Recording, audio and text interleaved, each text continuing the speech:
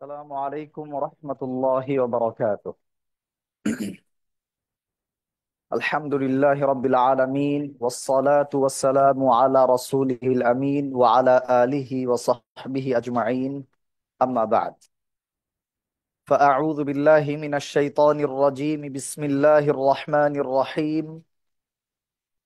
ومن يكفر بالإيمان فقد حبط عمله وهو في الآخرة من الخاسرين. وقال تعالى: لئن أشركت ليحبطن عملك ولتكونن من الخاسرين. وقال النبي الأمين صلى الله عليه وسلم: من أحدث في أمرنا هذا ما ليس منه فهو رد. আজকের গুরুত্বপূর্ণ এই আলোচনা সভায় উপস্থিত প্রিয় দিনী ভাইগণ এবং অনলাইনে যারা শুনছেন, আমরা সকলেই আল্লাহ রাব্বুল আলামিনের দরবারে কৃতজ্ঞতা জ্ঞাপন করি যে আল্লাহ রাব্বুল আলামিন জাহেলি সমাজের এক অন্ধকারাচ্ছন্ন জাতিকে ওয়াহির মাধ্যমে, রাসূলুল্লাহ সাল্লাল্লাহু আলাইহি ওয়াসাল্লামের মাধ্যমে আলোর দিশা দিয়েছিলেন। আবারও রিসালাতের মাধ্যমে পৃথিবীবাসী যখন ইসলামের আলো দেখতে পেল, সাহাবায়ে কেরাম যখন ইসলামের আলোয় তাদের জীবন আলোকিত করলেন, মুসলিম ভূখণ্ডে যখন শান্তি, ন্যায় বিচার, সকল প্রকারের ভালো গুণের এক বিশাল বিপ্লব ঘটল, তখন সারা পৃথিবীবাসীর জন্য কিয়ামত পর্যন্ত এটা একটা উজ্জ্বল দৃষ্টান্ত হয়ে গেল যে ইসলাম যেই জাতি গ্রহণ করবে, ইসলামকে যারা তাদের জীবনে আলিঙ্গন করবে, তাদের জীবন সেই সময়ের মতোই আবারও আলোকিত হবে। বর্তমান সময়ে নানান দিক থেকে অনাচার ও জাহিলি কর্মকাণ্ডে ফিতনা ফাসাদ সমাজ পরিপূর্ণ। এমন একটি সমাজে আল্লাহ রাব্বুল আলামিন আমাদের গুটি কয়েক মানুষকে অল্প অল্প করে হলেও দ্বীনের বুঝ, হিদায়াতের আলো দান করেছেন। সেজন্য অন্তর থেকে কৃতজ্ঞতা জ্ঞাপন করতে হয়, আলহামদুলিল্লাহ। অসংখ্য অগণিত দরুদ ও শান্তি বর্ষিত হোক সাইয়্যিদুল মুরসালিন খাতামুন নবিয়্যিন মুহাম্মাদুর রাসূলুল্লাহ সাল্লাল্লাহু আলাইহি ওয়াসাল্লামের উপর। আজকের আলোচ্য বিষয়বস্তু হচ্ছে যেসব কারণে আমাদের নেক আমলগুলো নষ্ট হয়ে যায়। এই বিষয়টার গুরুত্ব বোঝা খুব জরুরি। আসলে আমরা আমাদের পার্থিব জীবনে জাগতিক অনেক ব্যাপারই আমরা লক্ষ্য করে থাকব যে আমরা সবার আগে নিজের পাত্রটাকে রেডি করি। পাত্র যদি ভালো না হয়, পাত্র যদি লিকড হয়, ফোঁটা থাকে, তাহলে ওই পাত্রে আপনি যদি পানি ঢালেন, পানি কিন্তু টিকবে না। আমরা যারা জেলেদেরকে মাছ ধরতে দেখেছি, বিভিন্ন বিলে, ঝিলে, খালে জেলেরা মাছ ধরে, তো তাদের কাছে এক ধরনের ঝুড়ি থাকে। বিভিন্ন এলাকায় বিভিন্ন নামে এটাকে ডাকা হয়। তো আমাদের এলাকায় এটাকে খালই বলে। এই যে ঝুড়িটা, এই ঝুড়িটার মধ্যে ছোট ছোট ছোট ছোট ছিদ্র থাকে যেন পানি ঢুকতে পারে কিন্তু মাছ বের হতে না পারে। তো দুইজন জেলে ধরেন মাছ ধরতে গেছে, সকাল ভোরে ফজরের পর বের হয়েছে। দুইজনই সমানভাবে মাছ ধরেছে, কিন্তু ঘটনাক্রমে যখন সে কোমর পানিতে, হাঁটু পানিতে মাছ শিকার করছিল, একজনের ঝুড়িতে কোনো কিছুতে লেগে ঝুড়িটা ফোঁটা হয়ে গেছে। উপর থেকে দেখে বোঝা যাচ্ছে না যে ঝুড়ি নিচে ফোঁটা আছে। দুজন জেলেই মাছ শিকার করছে এবং তার মাছ সে সংরক্ষণ করছে তার ঝুড়িতে। একজন জেলে তার ঝুড়িটা ভালো হওয়ার কারণে সারা দিন যা মাছ শিকার করেছে পুরোটা নিয়ে সে বাসায় ফিরেছে। আরেকজন জেলে তার ঝুড়ি ফোঁটা হওয়ার কারণে সকাল থেকে দুপুর পর্যন্ত বা বিকাল পর্যন্ত সারা দিন যে শ্রম দিয়েছে, তার পুরো শ্রম পণ্ড হয়ে গেছে। তার ঝুড়ির ফাঁক দিয়ে সব মাছ বের হয়ে চলে গেছে। উদাহরণটা দেয়ার খুব গুরুত্বপূর্ণ একটা কারণ আছে। ইসলামটাও এরকম। ইসলামে গুরুত্বপূর্ণ কিছু ব্যাপার আছে, এই জিনিসগুলো যদি আপনার আমার জীবনে থাকে তাহলে এটা ঝুরি ফুটা হয়ে যাওয়ার মতো। অর্থাৎ আপনি আমি সকাল সন্ধ্যা দিন রাত পরিশ্রম করব, আমল করব, অনেক অনেক ভালো কাজ করব, নেকামলে পুরো জীবন পরিপূর্ণ, পোশাকে আশাকে চলায় ফেরায় দিন রাত্রে সর্বাবস্থায় অনেক আমল আছে। কিন্তু ইসলামেও এরকম গুরুত্বপূর্ণ কিছু জিনিস আমাদেরকে বলা আছে, এগুলো আমাদের ওই ফোঁটাগুলোর মতো কাজ করে। যদি এই ধরনের ফোঁটা আমাদের জীবনে থাকে, আমাদের ইমানে থাকে, আমাদের আমলের মধ্যে থাকে, তাহলে ওই দিক দিয়ে আমার সব আমল বের হয়ে চলে যাবে, সারা জীবনের পরিশ্রম পণ্ড হয়ে যাবে। আপনি দেখেন, একটা মোটা উদাহরণ সবাই বুঝবো আমরা। অমুসলিমদের মধ্যে আপনার কি মনে হয় সবাই না যে না বুঝেই, মানে কোনো উপকার না পেয়েই, কোনো উপকারের আশা না করেই এমনি এমনি পূজা পূজা অর্চনা করে? হিন্দুরা ওরা যে মন্দিরে যায়, খ্রিস্টানরা তাদের চার্চে যায়, তারা যে উপাসনা করে, তারা কোনো বিশ্বাস ছাড়া এমনি এমনি করে? নিশ্চয়ই না। তাদেরও কিন্তু বিশ্বাস, তারা এটার মাধ্যমে তাদের সৃষ্টিকর্তার সন্তুষ্টি পাবেন। তাদেরও এখানে বিশ্বাস আছে যে তারা এর মাধ্যমে তাদের, কারো কারো পরকালে বিশ্বাস আছে, কারো নাই। যদি থাকে তাহলে পরকালে তারা কিছু পাবে। হ্যাঁ? তারা যেই নামই তারা সেটাকে ডাকুক না কেন, প্রত্যেকের এ ধরনের প্রত্যাশা আছে। কিন্তু সেই প্রত্যাশা পূরণ হওয়ার জন্য যেসব শর্ত পূরণ করা দরকার, সেই শর্তগুলো তাদের মধ্যে পূরণ হয় নাই। সেজন্য তাদের এই আমলে আর কোনো কাজে আসবে না। তারা পরিশ্রম করছে, তাদের মধ্যে এমন অনেক লোক আছে যারা তাদের জীবনের সবকিছু ত্যাগ করে দিয়েছে, পূজা করে, তাদের ধর্মের জন্য তারা জীবনের সর্বস্ব বিলিয়ে দিয়েছে, জীবন পর্যন্ত দিয়ে দিয়েছে, এরকম আছে সব ধর্মে। তাদের এই অবস্থা দেখলে যে কেউ বিভ্রান্তিতে পড়ে যাবে যে এত ভাবে যদি কেউ সৃষ্টিকর্তাকে ডাকে, সেও কি জাহান্নামে যাবে? তো বিষয়টা হলো আসলেই না বুঝে, আল্লাহ সুবহানাহু ওয়া তাআলার মেসেজ ঠিক করে না বুঝে যদি কেউ ইবাদত উপাসনা করতে যায়, তাহলে তার অবস্থা খারাপ হবে। তার সারা জীবনের আমল একেবারেই বিফলে চলে যাবে, কোনো কাজে আসবে না। তো এই জন্য আমাদেরকে বুঝতে হবে যে আমরা যে পরিশ্রমটা করছি, এই ছোট্ট একটা জীবন, এই জীবনে যাই পরিশ্রম করছি, যা কিছু করছি নেক আমল, এটা কি টিকবে, পুরোটা থাকবে কিনা, এই ব্যাপারে আমাদেরকে খুব সচেতন সতর্ক হতে হবে। আমি ফসল লাগালাম, আমার মাঠে অনেক ফসল আছে, কিন্তু এই ফসলটাকে রক্ষা করবার জন্য, এই ফসলটাকে কীট পতঙ্গের হাত থেকে, গবাদি পশুর আক্রমণের হাত থেকে বাঁচাবার জন্য যদি আমি পদক্ষেপ না গ্রহণ করি, তাহলে এই ফসল নষ্ট করে ফেলবে, পশু পাখিতে খেয়ে নেবে পুরোটা। তো এই জন্য আমরা যা আমল করছি, আমল শিখা, সুন্নাহগুলো শিখা জানা, এটা যতটা না গুরুত্বপূর্ণ, এটাকে রক্ষা করা, এই আমল আমার আখেরাতে কাজে আসবে এটা এনশিওর করা, এটা খুবই জরুরি। এটা আমাদের প্রত্যেককেই গুরুত্ব দিয়ে বুঝতে হবে, বিবেচনা করতে হবে। কারণ জীবনটা খুবই সংক্ষিপ্ত, খুবই শর্ট, অনেক ছোট একটা লাইফ। আমাদের ইতিমধ্যেই অনেকেরই জীবনের অর্ধেক, কারো 2/3, কারো অলমোস্ট পুরোটাই শেষ। অল্প যেটুকু সময় বাকি আছে, আমরা জানি না কবে আমার জীবনে, আমার আমার এই দুনিয়ার জীবনের ইতি টানতে হবে। অল্প যেটুকু সময় আছে, সেই সময়ের কাজগুলো যেন ইফেক্টিভ হয়, আমার আখেরাতের কল্যাণের জন্য কার্যকরী হয়, সেই জন্য আমাদেরকে পদক্ষেপ নিতে হবে। এই জন্যই আমি এই বিষয়টা আজকে নিয়েছি, যে আজকে আমরা যে যেই কারণে আমলগুলা বিনষ্ট হয়ে যায়, সারা জীবনের পরিশ্রম পণ্ড হয়ে যায়, এইগুলো জানবো এবং এগুলা থেকে সতর্ক থাকবো। যদি সতর্ক থাকতে পারি তাহলে অল্প যাই, অল্প স্বল্প যাই আমল করি না কেন, ইনশাআল্লাহ ইনশাআল্লাহ আল্লাহ সুবহানাহু ওয়া তাআলা চাইলে সেগুলোই আমাদের জন্য আখিরাতে নাজাতের ওসিলা হয়ে যাবে এবং আমাদের জান্নাত লাভের কারণ হয়ে যাবে ইনশাআল্লাহ।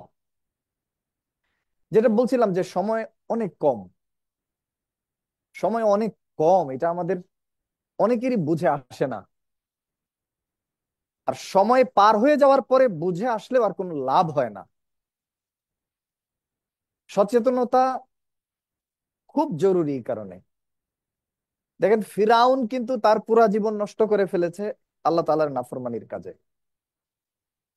সে নিজেকে রব দাবি করেছে, আনা রব্বুকুমুল আলা, আমি তোমাদের সর্বোচ্চ রব। আমার উপরে আবার রব হয় নাকি?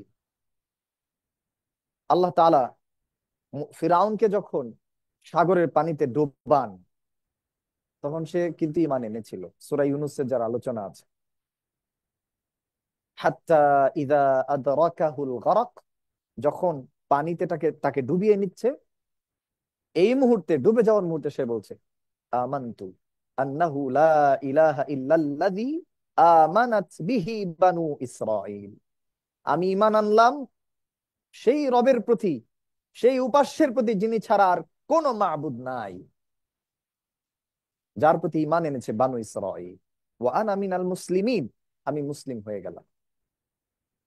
এরপরে আল্লাহ রাব্বুল আলামিন তার এই ঈমানকে কবুল করেন নাই, কারণ সে সময় অলরেডি পার করে ফেলেছে। মৃত্যুর টান যখন শুরু হয়ে যায়, ওই সময় আর তওবাও কবুল হয় না। আল্লাহ তাআলা জবাব দিচ্ছেন, আল আন, এতক্ষণে বুঝেছো? এখন ঈমান আনছো? এখন কেন? সময় থাকতে কেন তুমি সতর্ক হও নাই? বিভিন্ন সময় আল্লাহ তাআলা তাকে সিগন্যাল পাঠিয়েছেন, অ্যালার্ট করেছেন, সাবধান করেছেন। সরাসরি আল্লাহ তাআলা নবী পাঠিয়ে তার সামনে নবীকে দাঁড় করিয়ে দিয়েছেন। তার ঘরে আল্লাহ তাআলা মিরাক্কেলের মতো, মুজেজার মতো জিনিসপত্র তার ঘরে আল্লাহ তাআলা দেখিয়েছেন। তারপরেও কিন্তু তার হেদায়েত হয় নাই, সময় পার করে ফেলেছে। আমাদের প্রত্যেকের লাইফে আমরা যদি চিন্তা করি, আমরা দেখতে পাবো যে আল্লাহ সুবহানাহু ওয়া তাআলা বিভিন্ন সময়ে, পারিবারিক বিভিন্ন ঘটনাবলীর মাধ্যমে, ব্যক্তিগত জীবনে বিভিন্ন সময়ে কষ্ট, বিপদ আপদ বা আনন্দ, সকল প্রকারের অনুভূতি আমাদের জন্য আল্লাহ তাআলা সৃষ্টি করেন। এগুলো দিয়ে তিনি আমাদেরকে পরীক্ষা করেন, তার দিকে ডাকেন, সাবধান করেন। ফিরাউনকে আল্লাহ তাআলা বিভিন্ন সময়ে বিভিন্ন ভাবে সাবধান করেছেন, আপনারা সেগুলো জানেন। শুধু তাই না, এর থেকে বড় আর কি হতে পারে, যে তার সামনে আল্লাহ তাআলা আগে থেকেই সে জানে, ভবিষ্যৎবাণী অনুযায়ী সে জানে তার ঘরে বনি ইসরায়েলের মধ্যে একজন নবী আসবে। সে কি করলো? বনি ইসরায়েলের সকল ছেলে শিশুদেরকে হত্যা করা শুরু করলো।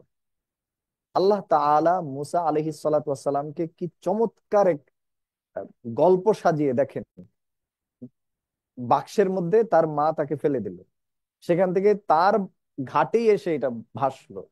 তার স্ত্রী এই বাচ্চাকে ভালোবাসলেন, এবং শেষ পর্যন্ত এই ভালোবাসা তার ইমানের কারণ হয়ে গেল। কিন্তু ফিরাউন হেদায়েত পেল না, তার ঘরে বড় হলো। পরিশেষে তার সামনেই আবারও ফিরে এসে আল্লাহর একত্ববাদের দাওয়াত দিলেন মুসা আলাইহিস সালাতু ওয়াস সালাম, কিন্তু ফিরাউনের কোনো কাজে আসলো না। তাই মৃত্যুর সময়ে সে যখন বুঝেছে, ঈমান এনেছে, এই ঈমান আর তার কোনো কাজে আসে না। আল্লাহ বলছেন, এখন ঈমান আনছো? ওয়াকাদ আসাইতা ক্বাবলু, ইতিপূর্বে তুমি নাফরমানি করেছো, চরম নাফরমান ছিলে তুমি। ওয়া কুনতা মিনাল মুফসিদিন, তুমি ফাসাদ সৃষ্টিকারীদের অন্তর্ভুক্ত ছিলে। ফালইয়াউমা নুনাজ্জিকা বিবাদানিক, আজকে তোমার বডিটা আমি টিকিয়ে রাখবো। আমি বলছি না যে এখন মিশরে যেটা আছে সেটাই ফেরাউনের দেহ, এটা নিয়ে যথেষ্ট কথাবার্তা আছে। কিন্তু সেই সময়ে সমুদ্র ফেরাউনের বডি খেয়ে ফেলে নাই, সমুদ্র সেটাকে পারে নিক্ষেপ করেছে, যাতে করে সে সময়ের যারা তাকে, যাদের সামনে সে বলেছিল আনা রব্বুকুমুল আলা, আমি তোমাদের সব থেকে বড় রব, তারা যেন তার পরিণতি দেখতে পারে।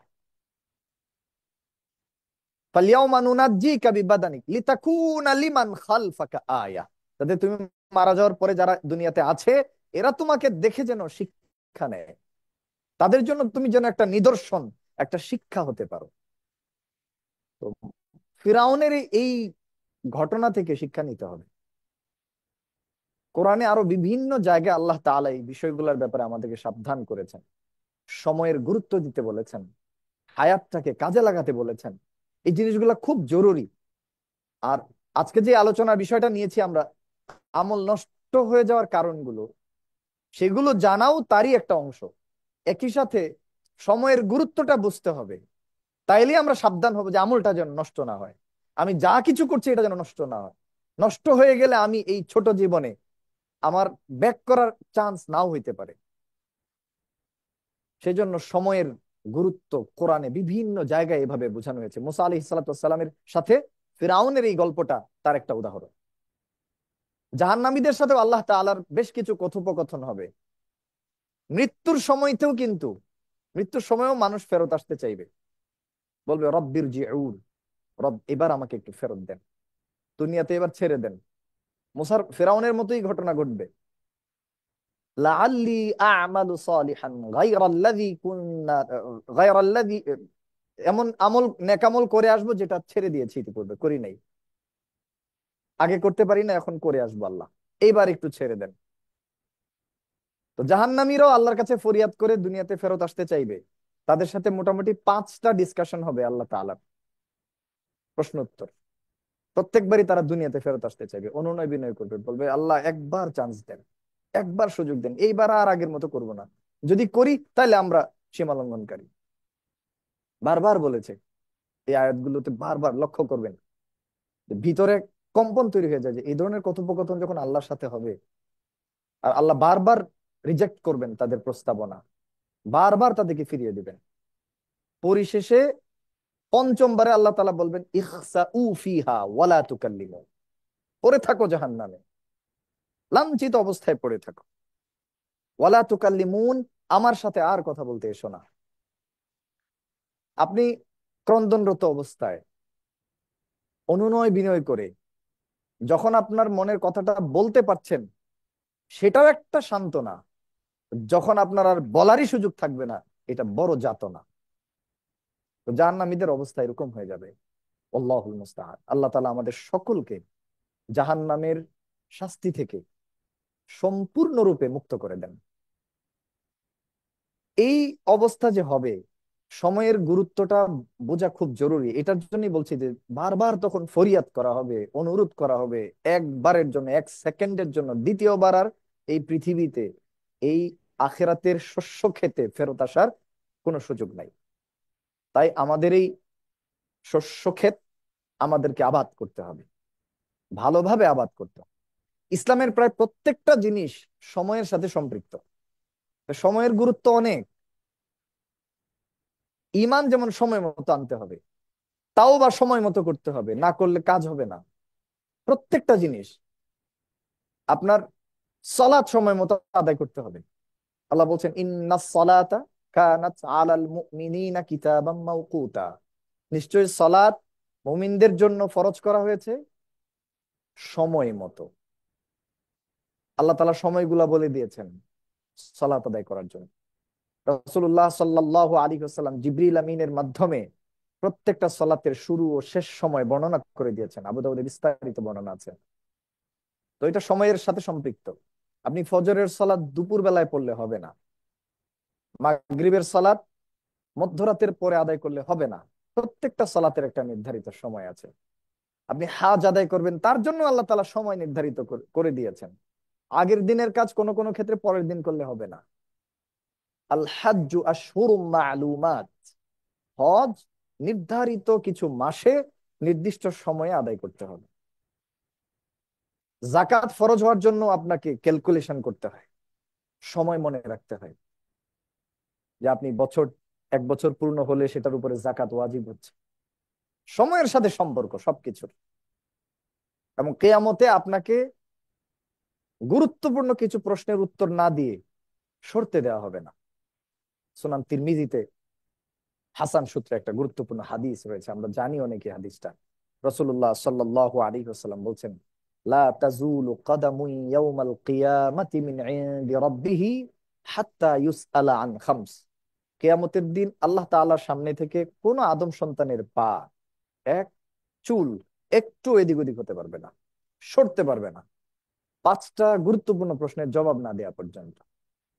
তার 1 নম্বর প্রশ্নই হলো আন হায়াতিহি আন উমরিহি ফিমা আফনা, এই যে হায়াত আল্লাহ তাআলা আমাদের দিয়েছেন, 40, 50, 60, 70, 80 বছর, 100 বছর, এই যে হায়াত, এই হায়াত কোন কাজে ব্যয় করেছে, তার জীবনের ফোকাস কি ছিল, মনোযোগ কোন দিকে ছিল, কাজকর্ম কি ছিল, পুরো হায়াত সম্পর্কে আল্লাহ তাআলা ইন জেনারেল একটা প্রশ্ন করবেন। এরপরে এখানে আবার একটা বিশেষ ব্যাপার আছে, হায়াতের মধ্য থেকে জীবনের সব থেকে গুরুত্বপূর্ণ সময় যৌবন কাল, এটা সম্পর্কে আলাদা প্রশ্ন রেখেছেন আল্লাহ তাআলা। বলছেন ওয়ান শাবাবিহি ফিমা আবলা, রাসূলুল্লাহ সাল্লাল্লাহু আলাইহি ওয়াসাল্লাম বলছেন, এবং তার যৌবন কালের গুরুত্বপূর্ণ সময়টা সে কোন কাজে ব্যয় করেছে। এই সময়ে মানুষ সব থেকে বেশি উদাসীন হয়ে ওঠে, এই সময় আখিরাত সম্পর্কে সব থেকে বেশি গাফেল হয়ে ওঠে মানুষ। আল্লাহ প্রদত্ত শরীরের শারীরিক মানসিক যে শক্তিমত্তা এই সময়ে থাকে, এটাকে মিসইউজ করে মানুষ, ভুল পথে ব্যবহার করে। তখন শয়তান তার মধ্যে একটা অহংকারী ভাব তৈরি করে দেয়, এবং সেটা থেকেই ধীরে ধীরে ধীরে ধীরে সে নাফরমান হতে থাকে। ইল্লা মাশা আল্লাহ, তবে যারা এই গুরুত্বপূর্ণ সময়কে কাজে লাগাবে, তাদের জন্য আল্লাহর পক্ষ থেকে বিশেষ পুরস্কার। রাসূলুল্লাহ সাল্লাল্লাহু আলাইহি ওয়াসাল্লাম বলছেন, সাবআতুন ইউযিল্লুহুমুল্লাহু ফি যিল্লিহি ইয়াওমা লা যিল্লা ইল্লা যিল্লু, 7 শ্রেণীর মানুষকে আল্লাহ তাআলা কিয়ামতের দিন আরশের ছায়ার নিচে আশ্রয় দিবেন। তার মধ্যে একজন হলো শাবুন নাশাআ ফি ইবাদাতিল্লাহ, যেই যুবক তার যৌবন কালটাকে, তরুণ বয়স থেকে যুবক বয়স থেকে তার পুরো সময়টাকে আল্লাহর ইবাদতে পর্যায়ক্রমে পার করে দিয়েছে, কষ্ট করে আল্লাহর রাস্তায় নিজের জীবনটাকে জমিয়ে রেখেছে, এভাবে পার করে দিয়েছে। তো এইভাবে সময়ের গুরুত্ব বুঝতে হবে, সময়ের কাজ সময় করতে হবে। আর এইভাবে গুরুত্ব না দিলে আমরা বুঝতেই পারবো না যে কবে আমাদের লাইফ শেষ হয়ে যাচ্ছে। এখনো আমাদের জীবন কত ভাবে যে নষ্ট হয়, কত ভাবে যে নষ্ট হয়, তার কোনো শেষ নেই। মুমিনের একটা মৌলিক গুণাবলী, যেটা আমাদের মধ্যে খুবই অভাব, আমরা কম বেশি প্রায় সবাই কোথাও না কোথাও নিজের অজান্তেই অবচেতন ভাবে সময় নষ্ট করে ফেলি। সূরা মুমিনুনে আল্লাহ তাআলা যে মুমিনদের গুণাবলীগুলো আলোচনা করেছেন, সফল কাম মুমিন, সেখানে গুরুত্বপূর্ণ একটা গুণ হলো ওয়াল্লাযীনা হুম আনিল লাগওয়ি মুআরিদুন, যারা অনর্থক কথা ও কাজ থেকে নিজেদেরকে দূরে রাখে, মানে সময় কাজে লাগায়। এখানে লাগু দুই ধরনের, একটা হচ্ছে যে এমন অনর্থক কথা ও কাজ যার মধ্যে গুনাহ আছে, এই সমস্ত জিনিস থেকে দূরে থাকা ওয়াজিব, এই সমস্ত কাজে জড়িত হওয়া হারাম। আরেকটা হলো যেখানে গুনাহ নাই কিন্তু সময় খেয়ে নেয়, এইখান থেকে বেঁচে থাকা ইসলামের সৌন্দর্য। এই সমস্ত কাজে যুক্ত হওয়া মুবাহ, বৈধ, কিন্তু যদি অতিরিক্ত পরিমাণে এখানে যুক্ত হওয়া হয়, যা আপনাকে ইবাদত থেকে দূরে সরিয়ে দেয়, আজকার থেকে দূরে সরিয়ে দেয়, গুরুত্বপূর্ণ ইবাদত করতে দেয় না, তাইলে এটাও হারাম হয়ে যাবে। আর মুমিনের বৈশিষ্ট্য হলো সে এখান থেকে দূরে থাকবে, যে কোনো ধরনের অনর্থক জিনিসে নিজেকে জড়াবে না, যেটুকু না হলেই না ততটুকু করবে, এর বাইরে কখনো নিজেকে যুক্ত করবে না। আর আমাদের এখন পুরো একটা জাতি সোশ্যাল মিডিয়া, ডিভাইস, এগুলোর প্রতি আসক্ত হয়ে নিজের অজান্তেই ঘন্টার পর ঘন্টা পার করে দিচ্ছে, জাস্ট কিলিং টাইম, মানে টাইমটাকে কিল করছি আমরা।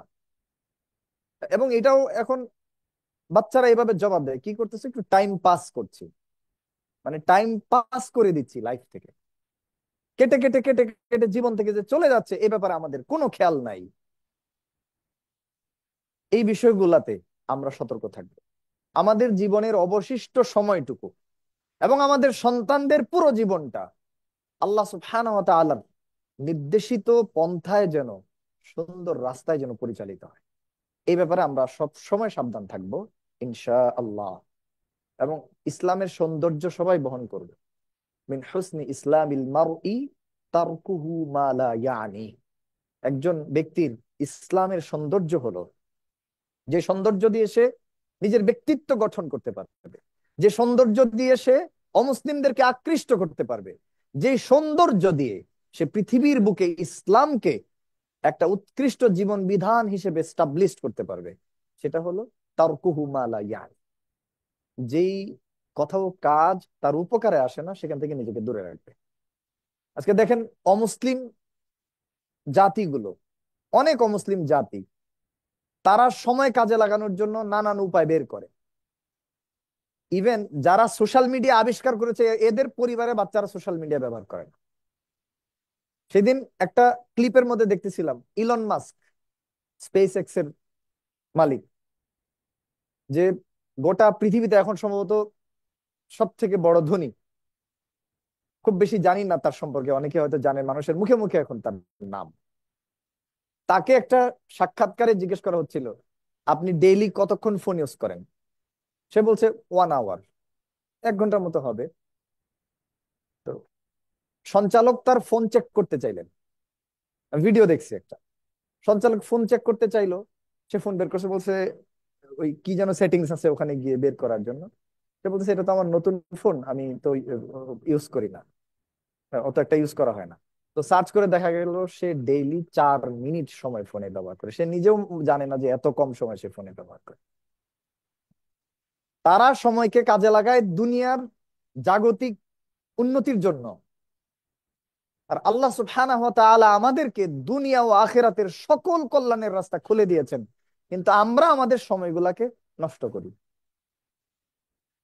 তো এটা একটা ছোট্ট উদাহরণ যে যারা আজকে আমাদেরকে এসব দিয়ে ব্যস্ত করে দিয়েছে, তারা এগুলো আমাদেরকে দিয়ে আমাদের ঈমান, আমাদের আমল, আমাদের গোটা একটা প্রজন্ম, কচিকাঁচা বাচ্চাদেরকে, তরুণদেরকে, যুবকদেরকে নষ্ট করার জন্য সকল উপকরণ তারা আমাদের হাতে ধরিয়ে দিয়েছে, আমাদেরকে এগুলোর দিকে আকৃষ্ট করছে। তারা ঠিকই তাদের টাইম গুলাকে খুবই প্রোডাক্টিভ হইতে কাজে লাগিয়ে দুনিয়ার লাইনে তারা উন্নতি করার জন্য মরিয়া, এবং তারা আমাদের মাথার উপরে চড়ে বসে। তারা অস্ত্র বানায়, তারা প্রযুক্তি বানায়, তারা শিক্ষা ক্ষেত্রে প্রভাবিত করে আমাদেরকে, এবং তাদের এই সমস্ত উন্নয়ন, তাদের এই সমস্ত কার্যক্রম, রুটিন, প্রোডাক্টিভিটি, এই সব কিছুর ক্ষেত্রে তারা যখন নেতৃত্ব দিচ্ছে, তখন তারা আমাদেরকে আমাদেরকে কন্ট্রোল করছে নানান ভাবে। ধীরে ধীরে ধীরে ধীরে তাদের তাদেরকে মাধ্যম করে অমুসলিম বিভিন্ন মিশন গুলো আমাদের মধ্যে ঢুকতেছে নানান ভাবে। তো যেটা বলছিলাম, আমি অন্যদিকে চলে গিয়েছি, যে আমাদেরকে আমাদের সময়গুলা কাজে লাগাতে হবে। আমাদের টার্গেট দুনিয়া নয়, টার্গেট আমাদের আখেরাত। তবে দুনিয়ার কল্যাণ আল্লাহ সুবহানাহু ওয়া তাআলা আমাদের হাতে দিবেন যদি আমরা একমাত্র আল্লাহর জন্য দুনিয়ার জীবনকে কাজে লাগাতে পারি। তো যেটা বলছিলাম, আমলগুলোকে যেন নষ্ট নষ্ট হওয়া থেকে রক্ষা করা যায়, সেজন্য আমাদেরকে কোন জিনিসগুলা খেয়াল রাখতে হবে। আমি একে একে সেই জিনিসগুলা নিয়ে আপনাদের সামনে কিছু আলোচনা করব ইনশা আল্লাহ। খুব গুরুত্বপূর্ণ, সবাই মনে রাখবো পয়েন্টগুলো, এবং ধীরে ধীরে এগুলো বুঝবো। পয়েন্টগুলো এক একটা পয়েন্ট নিয়ে একটা করে আলোচনা হওয়া উচিত, যেগুলো হবে ভবিষ্যতে। আপনারা এগুলো শুনবেন, বই পড়ে জানবেন, কিন্তু এই পয়েন্টগুলো কিভাবে কিভাবে আমাদের আমলগুলোকে নষ্ট করে বের করে দিচ্ছে, এটা এই ব্যাপারে সাবধানতা, সতর্কতা যেন আমাদের জীবনে তৈরি হয়, সেভাবে চিন্তা করি। এই জন্য এই বিষয়টি আজকে আলোচনায় নিয়ে আসা। 1 নম্বর, যেই কারণে আমাদের সারা জীবনের আমল নিমিষেই শেষ হয়ে যেতে পারে, সেটা হলো কুফর। যে কোনো প্রকারের কুফর, ছোট কুফর নয়, বড় কুফর। আল্লাহ রাব্বুল আলামিন বলছেন, ওয়ামাই ইয়াকফুর বিল ঈমানি ফাকাদ হাবিতা আমালুহু। যে ঈমান অস্বীকার করে, কুফর করে, যেসব ব্যাপারে ঈমান আনার কথা, তার কোনো অংশকে বা তার মধ্য থেকে কোনো কিছুকে কেউ যদি অস্বীকার করে, কোরআন ও বিশুদ্ধ সুন্নাহ দ্বারা সাব্যস্ত গুরুত্বপূর্ণ কোনো বিধান, গুরুত্বপূর্ণ কোনো কিছুকে যদি অস্বীকার করে, তাহলে এই অস্বীকৃতি, এই কুফর তার আমলকে বিনষ্ট করে দিবে। ফাকাদ হাবিতা আমালুহু, তার আমল বরবাদ হবে। ওয়া হুয়া ফিল আখিরাতি মিনাল খাসিরিন, আর আখিরাতে সে ক্ষতিগ্রস্তদের অন্তর্ভুক্ত হয়ে যাবে, জান্নাত হারিয়ে ফেলবে, তাকে জাহান্নামে যেতে হবে। সেজন্যই কুফর পুষে রেখে কুফর পুষে রেখে এক আধটু ভালো কাজ, একটু ভালো চরিত্র, একটু ভালো ব্যবহার, এগুলো কোনো কাজে আসবে না। ইমানের মাধ্যমেই বিচার হবে যে সে সফলতা পাবে নাকি পাবে না। এই কুফর সম্পর্কে বুঝতে জানতে হলে আমাদেরকে বিস্তারিত পড়াশোনা লাগবে। তবে সাবধানতার জন্য এটুকু বলি যে আমাদের দেশে এবং আমাদের দেশের বাইরেও বিভিন্ন জায়গায়, যেসব জায়গায় শিক্ষা কারিকুলাম গুলো অমুসলিমরা কন্ট্রোল করে বা অমুসলিমদের বিভিন্ন শিক্ষা কারিকুলাম ফলো করে, যে সমস্ত প্রতিষ্ঠানে শিক্ষা কারিকুলাম সেট করা হয়েছে,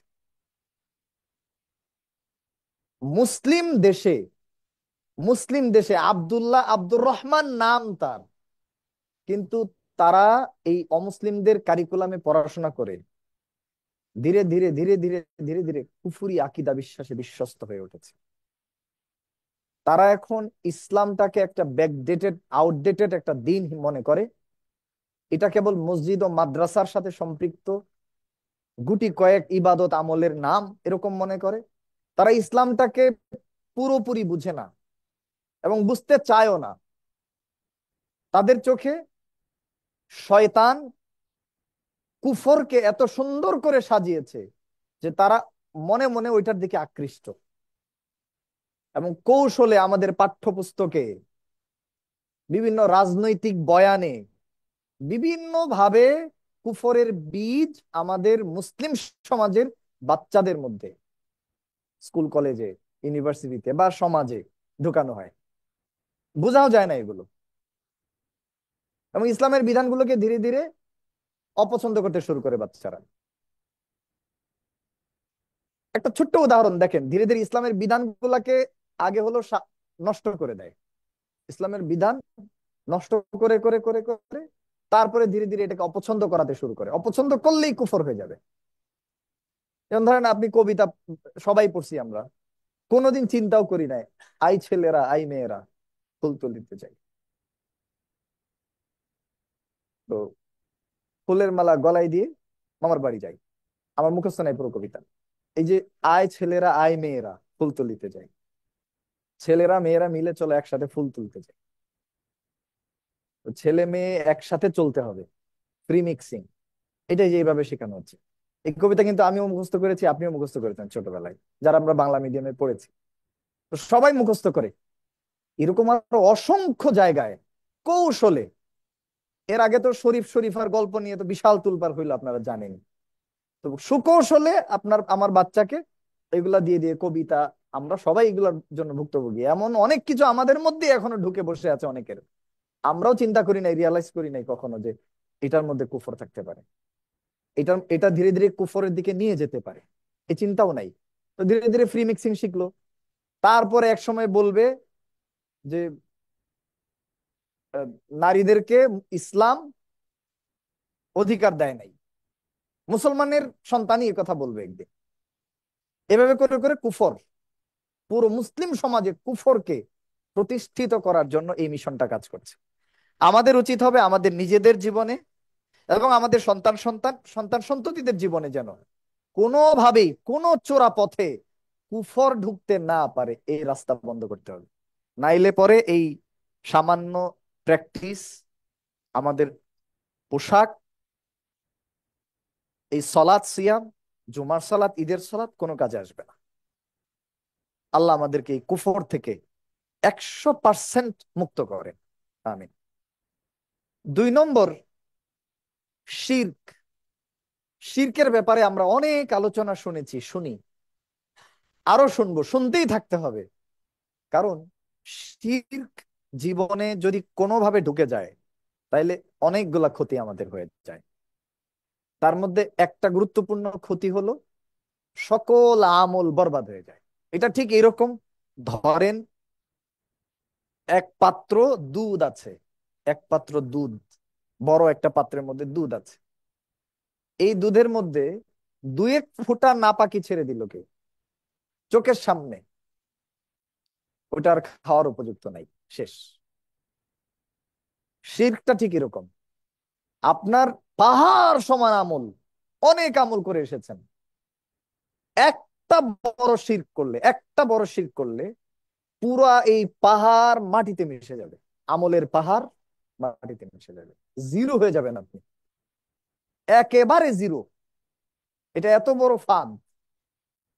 এবং এই ফাঁদ শয়তান আমাদের জীবনে নানান ভাবে আমাদের জীবনে এগুলো ঢুকিয়ে দেয়, যাতে করে আমরা যত আমলই করি না কেন আমাদের আমল যেন না টিকে। রাস্তা দিয়ে বেরোয় যাচ্ছে, কোনো সমস্যা নেই। এই এই জিনিস যদি, এই ফাঁদ যদি শয়তান আমাদের জীবনে পেতে দিতে পারে দু একটা, আপনি বলেন তো শয়তান কি কম চালাক? সে ভয়ঙ্কর ভাবে মানুষকে গোমরাহ করার জন্য ষড়যন্ত্র করে, ভয়ঙ্কর ভাবে। শয়তানের ষড়যন্ত্রের বিভিন্ন প্রক্রিয়া আছে, এগুলো নিয়ে আপনারা পড়াশোনা করতে পারেন, কিভাবে মানুষকে ধোঁকা দেয়। অনেক সময় মসজিদে নিয়ে আপনাকে ধোঁকা দিতে পারে, আপনাকে একজন বক্তা বানিয়ে আপনাকে ধোঁকা দিতে পারে। আপনি একজন কোরআনের শিক্ষক, কোরআনের শিক্ষক বানিয়েই আপনাকে জাহান্নামে নিয়ে যেতে পারে। শয়তান জাহান্নামে নিয়ে যেতে পারে না, জাহান্নামের রাস্তায় আপনাকে চালাবার জন্য সে ষড়যন্ত্র করতে পারে, এবং এই ষড়যন্ত্র বোঝা খুবই কঠিন। শয়তান আল্লাহর কাছে কিন্তু ওয়াদা করে এসেছে, ঠিক আছে আমাকে বিতাড়িত করছো আল্লাহ, লাআকুদান্না লাহুম সিরাতাকাল মুস্তাকিম, আল্লাহ আমি এই আদম সন্তানের জন্য তোমার সিরাতে মুস্তাকিমের পথে আমি বসে যাব। আকুদান্না, বসে যাওয়ার মানে কি আসলে? শয়তানের ফাঁদ। সে বসে কেন যাবে? কেন বলে না যে আমি দাঁড়িয়ে থাকবো? এটা বলে নাই, বসে থাকবো বলছে। এই ওয়ার্ডের মধ্যে একটা বিশাল সায়েন্স আছে, এটা বুঝতে হবে।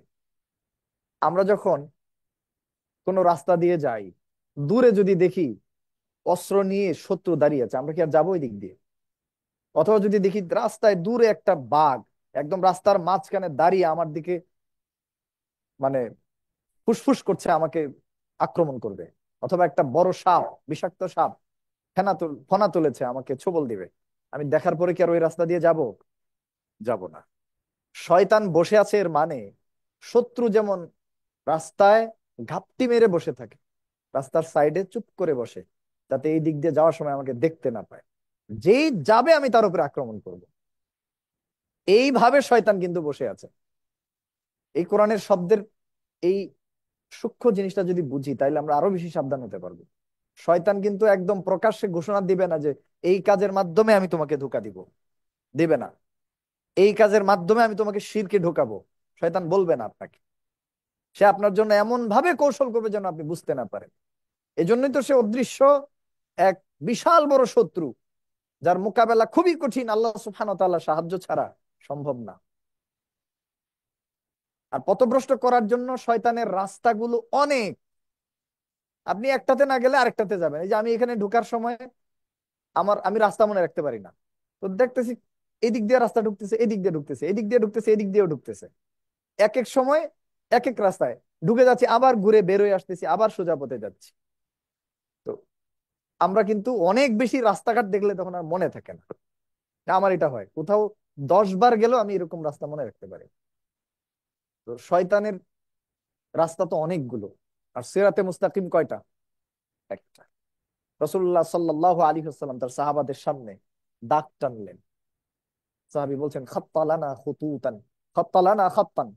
আল্লাহ রাসূল সাল্লাল্লাহু আলাইহি ওয়াসাল্লাম একটা দাগ টেনে টেনে বললেন, এটা হলো সিরাতে মুস্তাকিম, সরল সঠিক রাস্তা, আল্লাহর দিকে যাওয়ার রাস্তা। সুম্মা খাত্তা খুতুতান আন ইয়ামিনিহি ওয়া আন শিমালিহি, ওই রাস্তার ডানে বামে আল্লাহ রাসূল সাল্লাল্লাহু আলাইহি ওয়াসাল্লাম আর অনেকগুলো দাগ টানলেন। টেনে বললেন যে আলা রাসি কুল্লি তরিকিন মিনহা শাইতান, এই সব রাস্তার মাথায় শয়তান বসে আছে, ইয়াদউ ইলাইহি। তো মেন রোডের উপরে অনেকগুলো রাস্তা, এই মেন রোড ধরে যদি আপনি যান তাইলে সিরাত মুস্তাকিম।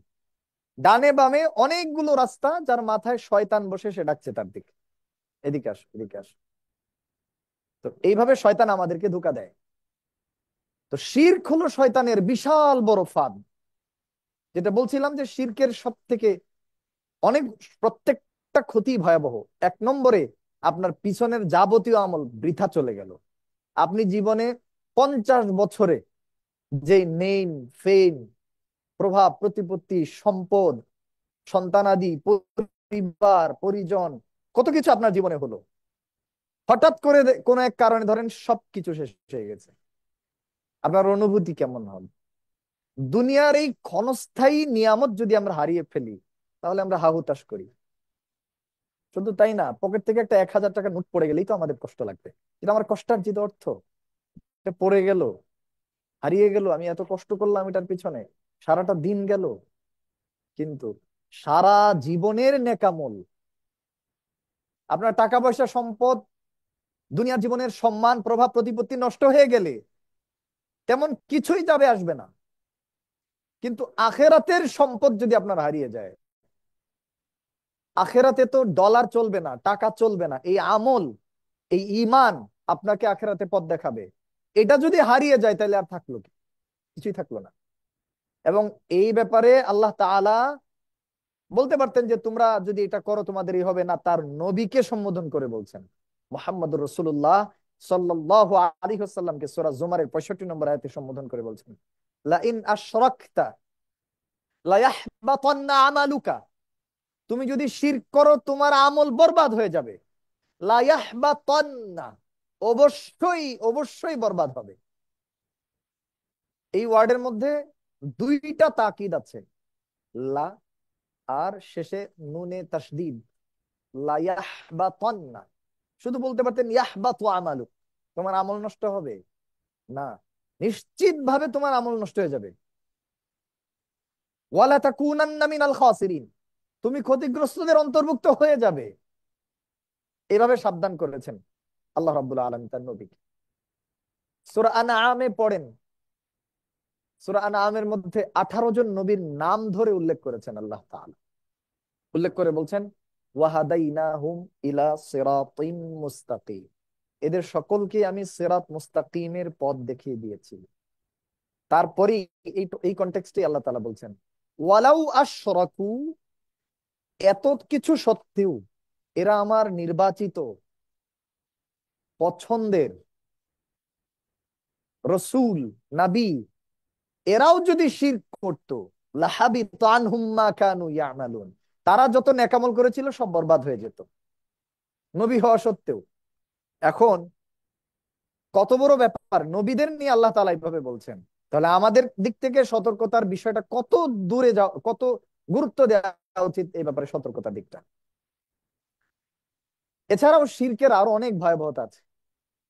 শিরক এমন অন্যায়, আল্লাহ তাআলা এটা ক্ষমা করেন না।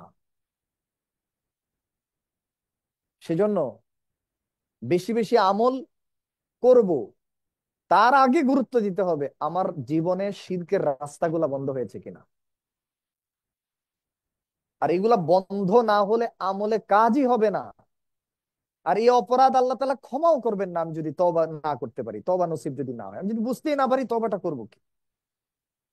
তো আল্লাহ তাআলা বলছেন ইন্নাল্লাহা লা ইয়াগফিরু আন ইউশরাকা বিহি ওয়া ইয়াগফিরু মা দুনা যালিকা লিমান ইয়াশা, আল্লাহ তাআলা তার সাথে শিরক করার অপরাধ ক্ষমা করেন না।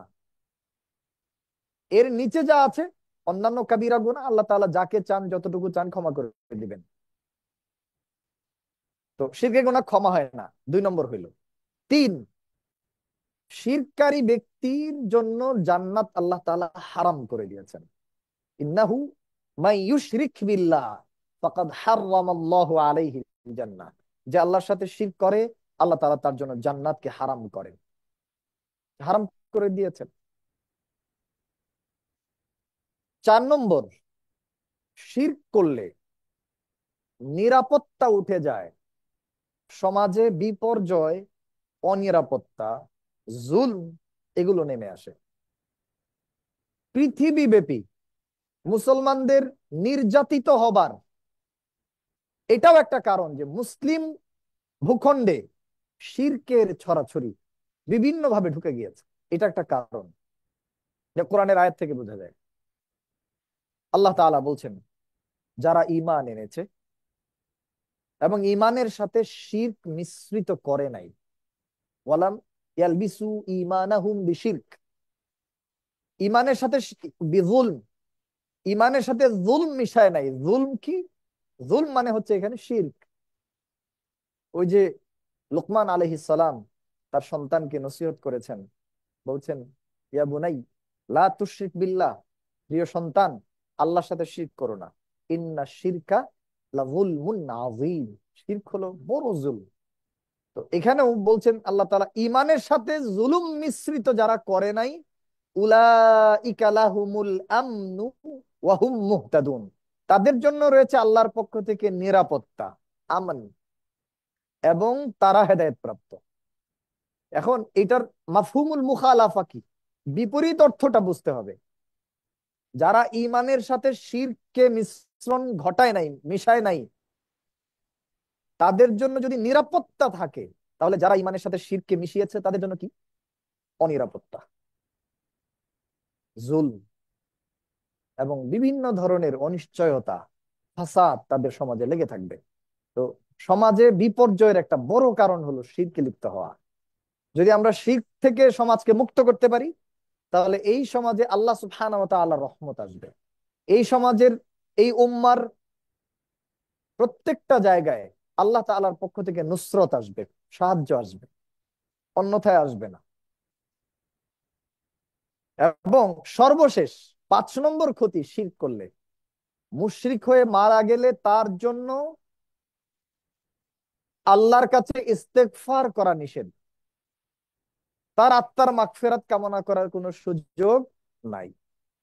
আমাদের দেশে তো হিন্দু মরুক, খ্রিস্টান মরুক, বৌদ্ধ মরুক, সেকুলার তথাকথিত নাস্তিক মরুক, যাই মরুক, মরার পরে সবারই আত্মার কি, মাগফিরাত কামনা করার জন্য চতুর্দিকে ধরেন শোক বার্তা, বিভিন্ন ধরনের স্লোগান, ব্যানার, হ্যাঁ, অনুষ্ঠান, আর যত বিদাতি কর্মকাণ্ড আছে সেগুলো তো করা হয়ই, এবং সাথে মরহুমের আত্মার মাগফিরাত কামনা করা হয়। এর আগে সে হয়তো মাজার পূজারী, এর আগে হয়তো সে স্পষ্ট অমুসলিমদের মতো আকীদা পোষণকারী, সবাই জানে প্রকাশ্য, মৃত্যুর পরে আবার তার জন্য আত্মার মাগফিরাত কামনা করছে। এই ব্যাপারে খুব সাবধান। আল্লাহ রসুল সাল্লাল্লাহু আলাইহি ওয়াসাল্লামকে আল্লাহ তাআলা অনুমতি দেয় নাই। যখন চাচা আবু তালিব মারা গেলেন, রসুল্লাহ সাল্লাল্লাহু আলাইহি ওয়াসাল্লাম খুবই দুঃখিত হলেন, ব্যথিত হলেন। এটা সহিহ বুখারীর 3884 নম্বর হাদিস, যে মৃত্যুর সময়তে আবু জাহাল উপস্থিত ছিল, রাসূল সাল্লাল্লাহু আলাইহি ওয়াসাল্লাম ছিলেন।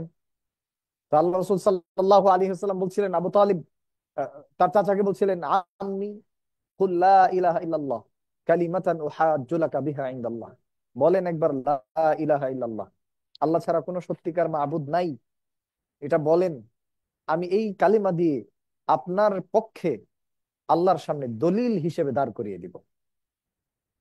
তো আবু জাহাল বলতেছে, আবা তালিব আতারগাবু আন মিল্লাতি আব্দুল মুত্তালিব, মরার সময় তুমি বাপদাদার ধর্ম ত্যাগ করবা, মৃত্যুর সময় বাপদাদার ধর্ম ত্যাগ করবা? পরিশেষে এই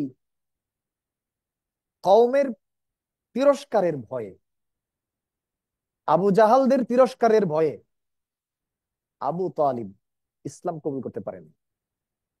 আল্লাহ রাসূল সাল্লাল্লাহু আলাইহি ওয়াসাল্লাম খুবই ব্যথা পেয়েছেন, কারণ আবু তালিব কঠিন সময়ে রাসূলুল্লাহ সাল্লাল্লাহু আলাইহি ওয়াসাল্লামকে সহযোগিতা করেছেন, ইস্পাতের মতো আল্লাহ রাসূল সাল্লাল্লাহু আলাইহি ওয়াসাল্লামের সাথে দাঁড়িয়েছিলেন।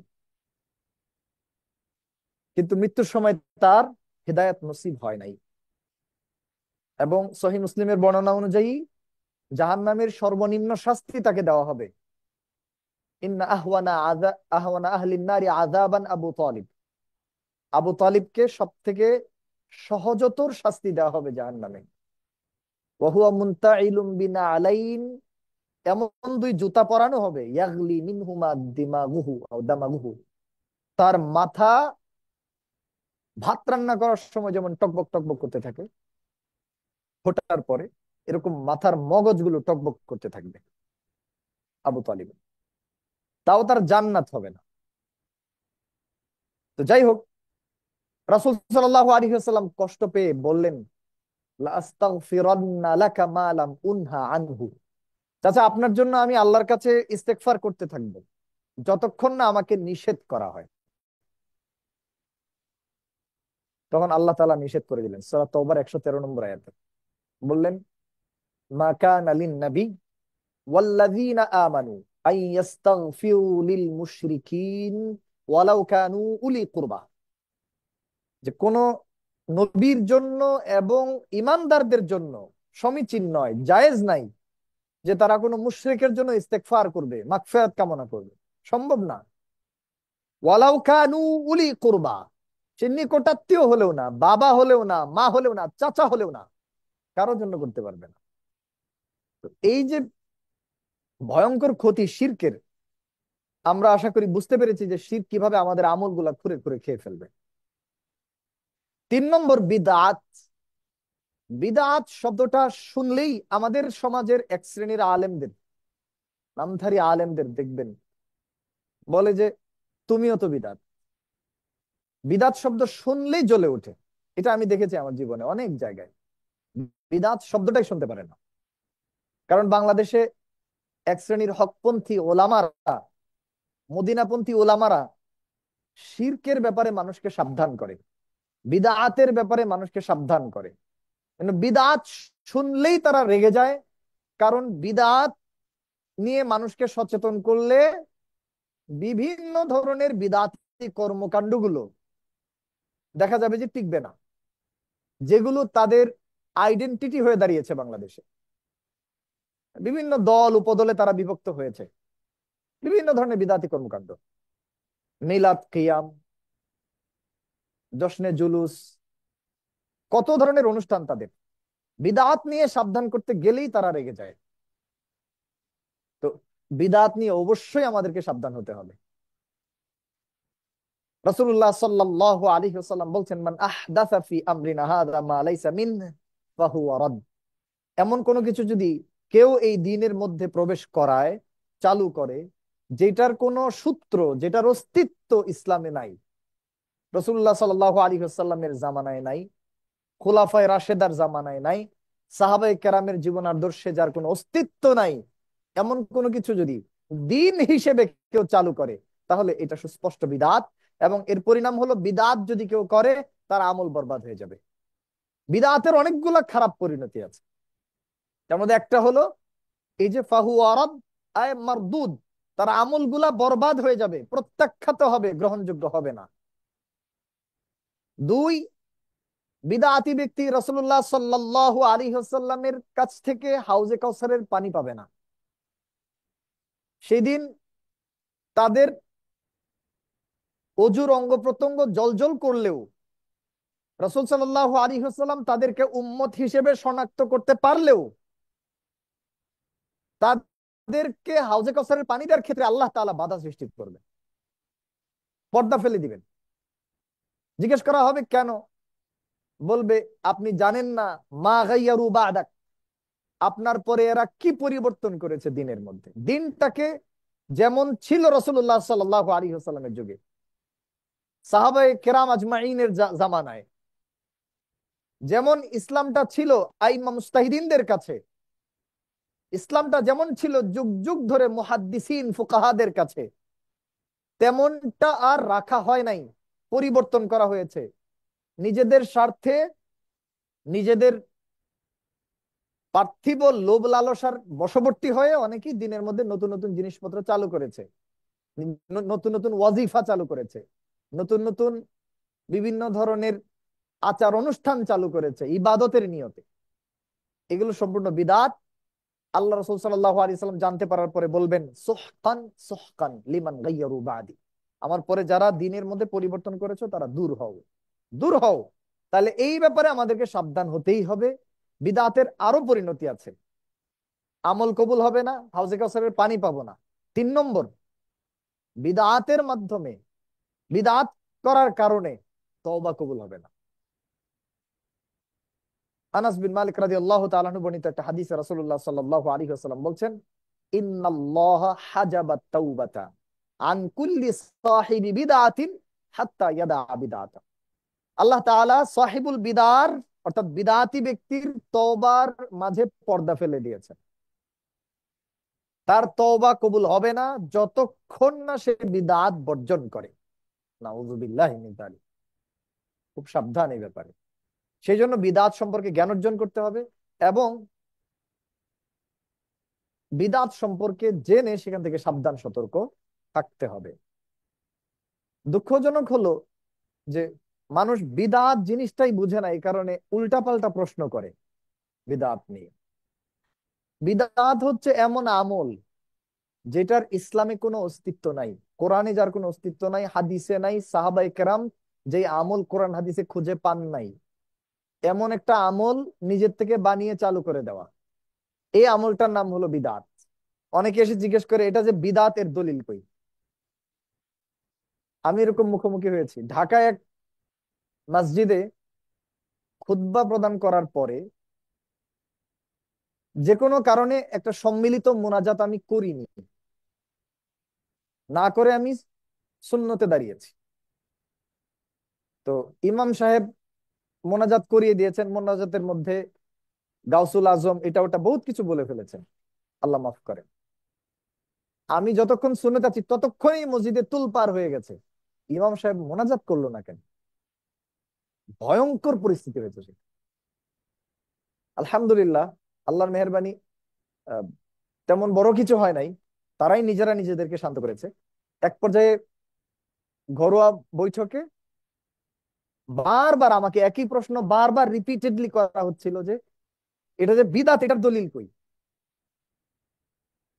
তো এটা প্রসিদ্ধ কথা, আমরা সবাই জানি। তখন আমি ওই কথাটাই তাকে বললাম যে ধরেন আপনার কাছে আপনি আমি দাবি আপনি দাবি করলেন যে একটা 60 টাকার কি বলে, ধরেন 90 টাকার একটা নোট, যেই নোট আসলে নাই, দাবি করলেন যে আমার কাছে চাইলেন যে একটা 90 টাকার নোট দেন। এখন আমি কি বলবো বলেন? আমি কি বলবো যে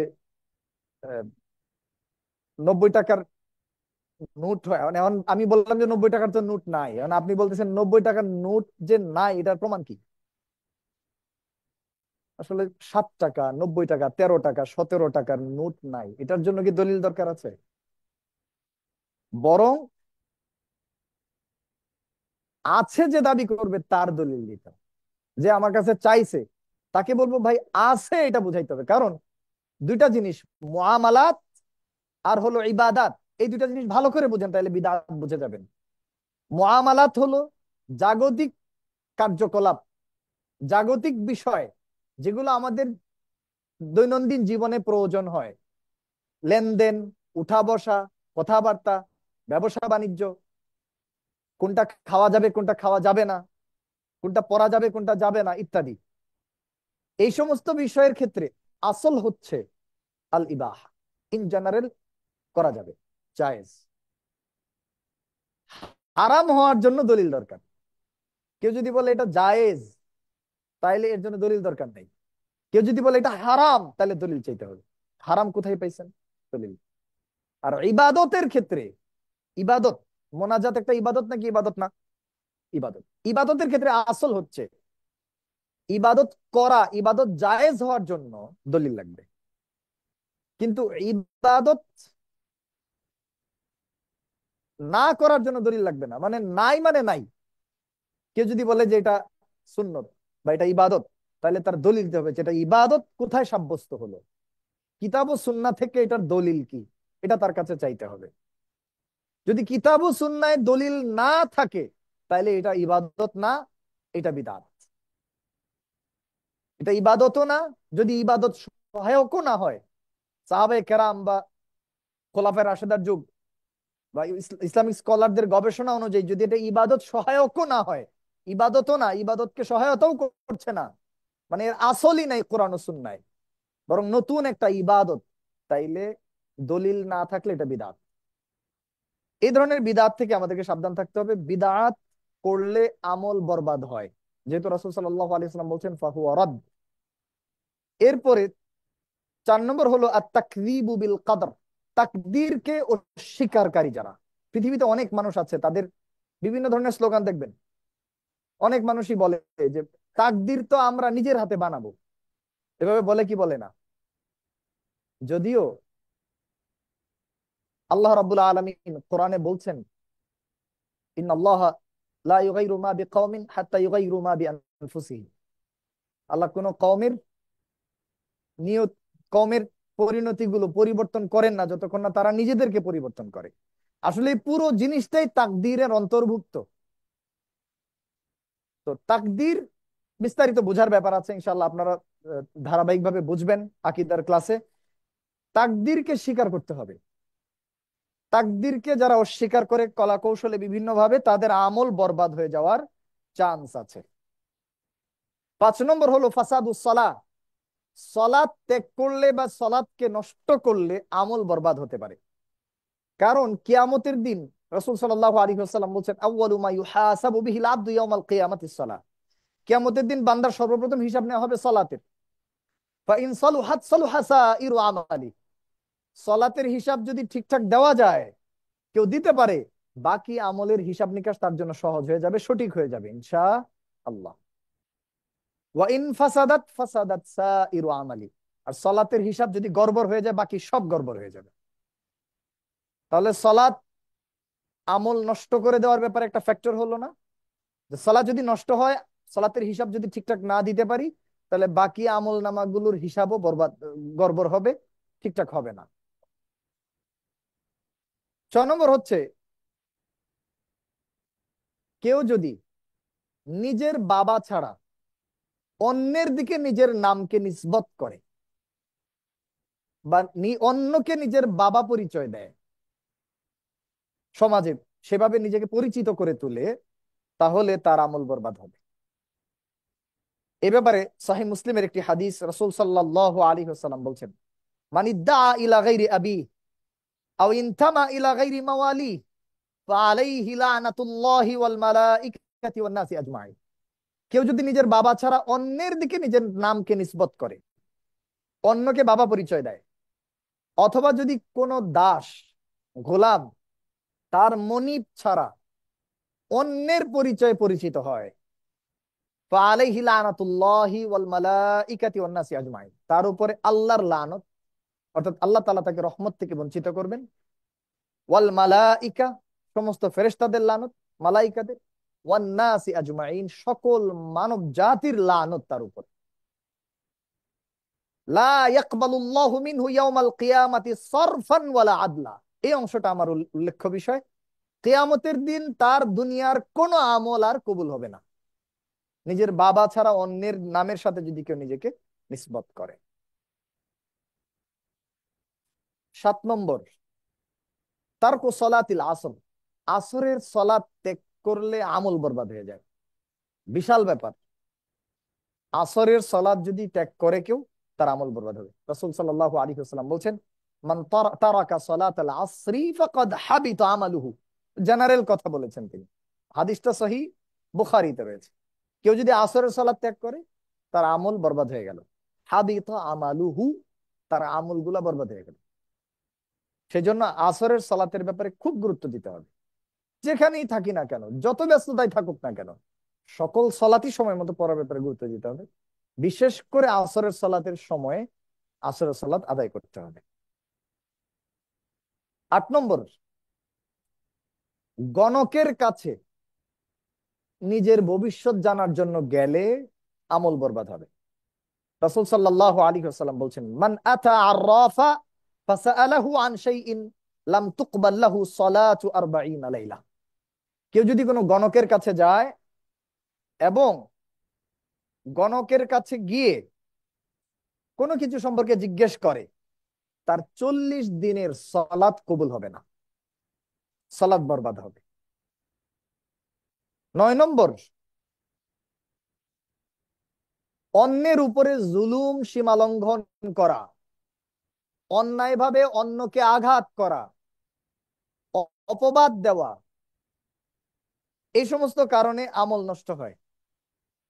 দেখেন, সারা জীবন আমল করার পরেও বদ আখলাকের কারণে এই সমস্ত জুলুম, নির্যাতনের সাথে যারা যুক্ত থাকে, এদের অবস্থা হবে কাল কিয়ামতের মাঠে দেউলিয়ার মতো। রাসূল সাল্লাল্লাহু আলাইহি ওয়াসাল্লাম বলছেন, আতাদরুনা মাল মুফলিস, সহিহ মুসলিমের হাদিস। সাহাবাদেরকে বলছেন, তোমরা কি জানো মুফলিস মানে সর্বহারাকে, দেউলিয়াকে, যার সব শেষ? সাহাবারা বলছেন যে আল মুফলিসু ফিনা মাল্লা দিরহাম লাহু ওয়ালা মাতা, আমাদের মধ্যে সর্বহারা নিঃস্ব ব্যক্তি সেই যার কি নাই, টাকা পয়সা নাই, মাল্লা দিরহাম লাহু ওয়ালা মাতা, অর্থ করি নাই, সহায় সম্বল নাই, জীবিকার উপকরণগুলো ঠিকঠাক ভাবে নাই, সেই তো মিসকিন, সেই তো মুফলিস, সর্বহারা। রাসূল সাল্লাল্লাহু আলাইহি ওয়াসাল্লাম বলছেন না, সত্যিকারের মুফলিস হলো ইয়াতি ইয়াউমাল কিয়ামাতি বিসালাতিন ওয়া সিয়ামিন ওয়া যাকাতিন, কিয়ামতের দিন সালাত, সিয়াম, যাকাত সকল প্রকারের আমলের সওয়াব নিয়ে হাজির হবে। অনেক আমল আছে তার। ويأتي قد شتم هذا وقذف هذا وأكل مال هذا وسفك دم هذا وضرب هذا, কিন্তু সে পাঁচ ধরনের অন্যায় করে এসেছে যেগুলোর কারণে তার সালাত, সিয়াম, যাকাত, হজ যত প্রকারের ইবাদত আছে সেই ইবাদতের সব নেকিগুলো ওই চূড়া পথে বের হয়ে চলে যাবে। কি কি কাজ? মানুষকে গালি দিয়েছে, 2 অপবাদ দিয়েছে, 3 অন্যায়ভাবে সম্পদ আত্মসাৎ করেছে, আমানতের খেয়ানতের মাধ্যমে বিভিন্ন ভাবে সম্পদ আত্মসাৎ করেছে মানুষের, 4 অন্যায়ভাবে মানুষ হত্যা করেছে, রক্ত প্রবাহিত করেছে, 5 ওয়াদারাবা হাদা, আঘাত করেছে, রিকশাওয়ালাকে দুর্বল পেয়ে থাপ্পড় লাগিয়ে দিয়েছে, রাস্তায় ভ্যানওয়ালার সাথে ঝগড়া, দুর্বল পেয়ে তার গায়ে আঘাত করে দিয়েছে। এই সমস্ত জায়গায় খুব সাবধান থাকতে হয়, কারণ এই একটা থাপ্পড়ই হয়তো কিয়ামতের দিন ভয়ঙ্কর পরিস্থিতি তৈরি করে ফেলতে পারে। রাসূল সাল্লাল্লাহু আলাইহি ওয়াসাল্লাম বলছেন কিয়ামতের দিন কি অবস্থা হবে? ফায়ুতা হাযা মিন হাসানাতিহি ওয়া হাযা মিন হাসানাতিহি, এই যে গালি দিল, অপবাদ দিল, মানুষের সম্পদ আত্মসাৎ করলো, রক্ত প্রবাহিত করলো, আঘাত করলো, এই সমস্ত কাজ যাদের সাথে করেছে এরা সবাই পাওনাদার হয়ে কিয়ামতের দিন আল্লাহর সামনে এসে দাঁড়াবেন। দাঁড়ানোর পরে এদের ভাগ করে তার সওয়াব গুলাকে দিয়ে দেওয়া হবে। তার যত সালাত, সিয়াম, হজ, যাকাতের যা আমল আছে সবগুলোকে ভাগ করে করে এদেরকে দিয়ে দেওয়া হবে। এরপরে দিয়ে যদি পাওনা শেষ না হয়, ফাইন ফানিয়াত হাসানাতুহু ক্বাবলা আন ইউকদামা আলাইহি, তার উপরে যা পাওনা আছে অন্যদের, এত বেশি জুলুম করেছে, গালি দিয়েছে, আঘাত করেছে, মানুষ মেরেছে, গুম করেছে, খুন করেছে, যে হিসাব নাই। এখন এদের পাওনা দিয়ে যদি তার সওয়াব সব শেষ, নাই আর বাকি, তাহলে কি করা হবে? উখিযা মিন খাতায়াহুম, ওই পাওনাদারদের গুনাহগুলোকে এবার জমা করা হবে। ফাতুরিহাত আলাইহি সুম্মা তুরিহা ফিন্নার, এবং এই গুনাহগুলা এই লোকটার উপরে চাপানো হবে এবং এই গুনাহ দিয়ে তাকে জাহান্নামে ফেলা হবে। আল্লাহুল মুস্তাআন। তাহলে এই জুলুমগুলা, গালি দেওয়া, অপবাদ দেওয়া, রক্ত প্রবাহিত করা, অন্যায়ভাবে কারো উপরে আঘাত করা, অন্যের মাল অন্যায়ভাবে আত্মসাৎ করা, এই সমস্ত জায়গায় সাবধান থাকবো, কখনো যেন আমাদের দ্বারা এগুলো না হয়, আল্লাহ হেফাজত করেন। 10 নম্বর হলো বিনা কারণে কুকুর পালা। অনেকেই বিরাট শখ করে বিদেশি কুকুর কিনে নিয়ে আসে।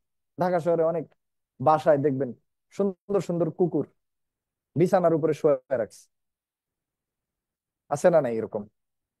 এই যে কুকুর পালছে, তো রাসূল সাল্লাল্লাহু আলাইহি ওয়াসাল্লাম বলছেন মান আমসাকা কালবান ফাইন্নাহু ইয়ানকুসু কুল্লা ইয়াউমিন মিন আমালিহি কিরাত, যে কুকুর পালে, কুকুর রাখে, প্রতিদিন তার আমল থেকে 1 কিরাত পর্যন্ত পরিমাণ সওয়াব কেটে কেটে নিয়ে যাওয়া হয়। অন্য বর্ণনায় আছে 2 কিরাত পরিমাণ। আর কিরাতের পরিমাণটা কি? ধরেন একটা উহুদ পাহাড় সমান 1 কিরাত, মানে মানে এটা দিয়ে বোঝানো হচ্ছে বিশাল পরিমাণের সওয়াব কেটে নিয়ে যাওয়া। একটা প্রত্যেক দিন কুকুর যতদিন থাকবে, তো এটা আমাদের আমল কি বাড়াবে না কমাবে? এখন 1 কিরাত পরিমাণ আমল আপনি সারাদিনে করতে পারেন? সম্ভব? আল্লাহ ভালো জানেন। আছে কিছু কিছু জায়গায় কেরাত পরিমাণ জানাজায় শরীক হওয়ার ব্যাপারে আছে, তো প্রতিদিন তো আমরা জানাজায় শরীক হই না, তো বিভিন্ন ভাবে আমরা সওয়াব অর্জন করি, আর এইদিকে কুকুর কিন্তু কেটে কেটে নিয়ে যাবে। তো ইল্লা কালবা গানাম আও হারস আও সাইদ, এই সমস্ত ক্ষেত্রে কুকুর পালা যায় পাহারার জন্য, শিকারের জন্য, চাষাবাদের জন্য। তো কোনো বিনা কারণে এমনি সাথে কুকুর খুব ভালো লাগে তাই সাথে একটা কুকুর সবসময় নিয়ে ঘুরে, খাওয়ায়, হাতায়, বিছানায় ঘুম পাড়ায়, গাড়িতে নিয়ে ঘুরে। হ্যাঁ, আছে বাচ্চাদের এই ধরনের শখ আছে, কারণ বাবা মারা এই শিক্ষা বাচ্চাদেরকে দেয় নাই যে কুকুর তোমার আমল কেটে কেটে নিয়ে যাবে। খুব ইচ্ছা করলে আপনি একটা বিড়াল পালেন, কোনো অসুবিধা নাই। সেভাবে পবিত্রতা মেনটেন করে বিড়াল পালতে পারেন। কারণ কুকুর যদি কোনো পাত্রে মুখ দিয়ে দেয় বা কোথাও লালা ছড়ায়, তাহলে ওইটা পবিত্র করার জন্য ধৌত করতে হয় কয়বার? 7 বার। এর মধ্যে একবার মাটি দিয়ে, অর্থাৎ যে কোনো ধরনের জীবাণু নাশক দিয়ে ধৌত করতে হবে। আর 7 বার তাকে ধৌত করতে হবে, নাহলে পবিত্র হবে না। আর বিড়াল, বিড়ালের উচ্ছিষ্ট নাপাক নয়। আল্লাহ রাসূল সাল্লাল্লাহু আলাইহি ওয়াসাল্লাম বলেন, ফাইন্নাহা মিনাত তাওয়াফিনা আলাইকুম ওয়াত তাওয়াফাত, আও কামা ক্বালা আলাইহিস সালাতু ওয়াসসালাম। এটা তোমাদের চারপাশে সব সময় ঘুরঘুর করে, অতএব এটা থেকে বাঁচা কঠিন হয়ে যাবে। এই জন্য আল্লাহ তাআলা আহ এই বিড়ালকে আমাদের জন্য, বিড়ালের উচ্ছিষ্টকে আমাদের জন্য হারাম করেন নাই, অপবিত্র করেন নাই। তো কুকুর, বিনা কারণে কুকুর পালা যাবে না, এটা থেকে সাবধান থাকতে হবে। 11 নম্বর, রাসূল সাল্লাল্লাহু আলাইহি ওয়াসাল্লামের সামনে জবান উঁচু করা, রফউস সাউত, আওয়াজ উঁচু করা। আল্লাহ রাব্বুল আলামিন বলছেন, ইয়া আইয়ুহাল্লাযীনা আমানু লা তারফাউ আসওয়াতাকুম ফাওকা সাউতিন নবী। হে ঈমানদারেরা, নবীর কথার উপরে নিজেরা কখনোই আওয়াজ উঁচু করবে না, কথা বাড়াবে না। ওয়ালা তাজহারু লাহু বিল কওলি কাজাহরি বাযিকুম লিবাদ। তোমরা নিজেরা নিজেদেরকে যেভাবে জোরে জোরে ডাকাডাকি করো, উঁচু আওয়াজে কথা বলো, নবীর সামনে কখনো এই কাজ করবে না। আন তাহবাত, তো কখনো এটা করবে না। আন তাহবাতা আমালুকুম ওয়া আনতুম লা তাশউরুন। যদি এটা করো তাহলে তোমাদের আমলগুলা নষ্ট হয়ে যাবে, তোমরা বুঝতেও পারবে না, ধ্বংস হয়ে যাবে আমল। তো রাসূলুল্লাহ সাল্লাল্লাহু আলাইহি ওয়াসাল্লামের দুনিয়া থেকে বিদায় নেওয়ার পরে এখন তার সামনে উঁচু আওয়াজে কথা বলার অর্থ কি, ব্যাখ্যা কি? সেটা হলো, যখনই রাসূলুল্লাহ সাল্লাল্লাহু আলাইহি ওয়াসাল্লামের বিশুদ্ধ সহিহ হাদিসের দার্স হয়, যখন বিশুদ্ধ হাদিস আমার সামনে আসে, তখন সেখানে ওই হাদিসকে প্রতিপক্ষ বানানো যাবে না, ওই হাদিসের উপরে গলা উঁচু করা যাবে না, ওই হাদিসকে নিয়ে কোনো অবস্থাতেই তিরস্কার করা যাবে না, হেয় প্রতিপন্ন করা যাবে না, যেটা নিজেদের অজান্তেই অনেকে করে ফেলে। ব্যক্তির দোহাই দিয়ে, ইমামের দোহাই দিয়ে, নিজের মাসলাকের দোহাই দিয়ে মানুষ কিন্তু রাসূলুল্লাহ সাল্লাল্লাহু আলাইহি ওয়াসাল্লামের হাদিসকে অনেক ভাবে হেয় প্রতিপন্ন করে। এটা আল্লাহ রাসূল সাল্লাল্লাহু আলাইহি ওয়াসাল্লামকেই হেয় প্রতিপন্ন করার মতো। অবশ্যই সর্বাবস্থায় সাহাবায়ে কেরাম যেভাবে আল্লাহ নবী সাল্লাল্লাহু আলাইহি ওয়াসাল্লামের কথাকে ডাইরেক্ট মানতেন, ফাওরান মানতেন, তাৎক্ষণিকভাবে মানতেন, ইমিডিয়েটলি মানতেন, সেভাবে আমাদেরকে আল্লাহ নবী সাল্লাল্লাহু আলাইহি ওয়াসাল্লামের প্রত্যেকটা সুন্নাহকে শোনা মাত্রই মানার মানসিকতা পোষণ করতে হবে। আল্লাহ রাসূল সাল্লাল্লাহু আলাইহি ওয়াসাল্লাম মিম্বারের উপরে দাঁড়িয়ে আওয়াজ দিয়েছেন, ইজলিসু, বসো। মসজিদের বাইরে রোদের মধ্যে আল্লাহ নবী সাল্লাল্লাহু আলাইহি ওয়াসাল্লামের সাহাবী শুনলেন এই আওয়াজ, যে আল্লাহ নবী বলছেন ইজলিসু, বসো। ওখান থেকেই রোদের মধ্যে বসে গেছে সাহাবী। যখন পরবর্তীতে আল্লাহ রাসূল সাল্লাল্লাহু আলাইহি ওয়াসাল্লাম জানতে পারলেন যে ও রোদের মধ্যেই বসে পড়েছে, কথাটা শোনার পরে তখন তার জন্য দোয়া করলেন, জাদাকাল্লাহু হিরসান ফি তাওয়াইয়াতিল্লাহি ওয়া তাওয়াইয়াতি রাসূলিহি। আল্লাহ তোমাকে, আল্লাহ এবং তার রাসূলের আনুগত্যের আগ্রহ আরো বাড়িয়ে দেন। সুবহানাল্লাহ। তো এইভাবে আল্লাহ রাসূল সাল্লাল্লাহু আলাইহি ওয়াসাল্লামের সুন্নাহ এবং তার কথা, তার হাদিস মানার জন্য মানসিকতা তৈরি করতে হবে।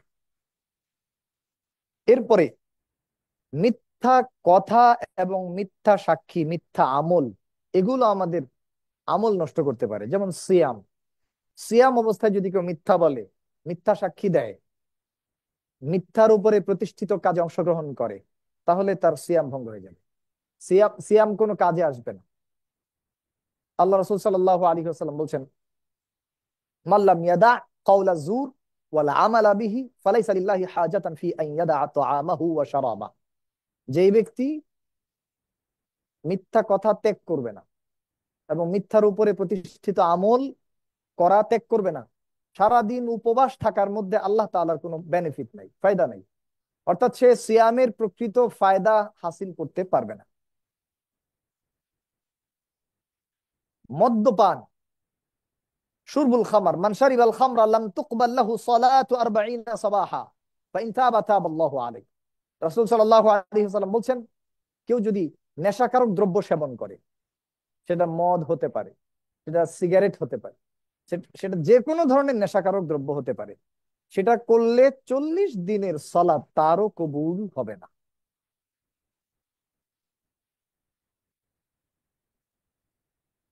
এরপরে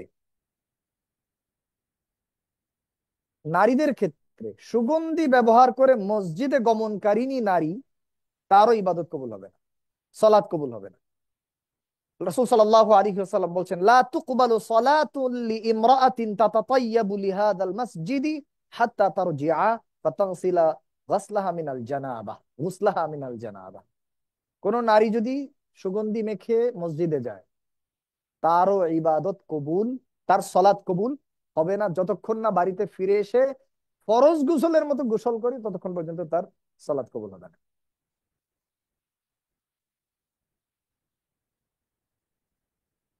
ঋণ, দাইন, ঋণ যদি কারো থাকে, এটা খুবই ভয়ঙ্কর। ঋণের কারণে কিন্তু আমাদের অনেক আমল থাকলেও আমরা ধরা খেয়ে যেতে পারি।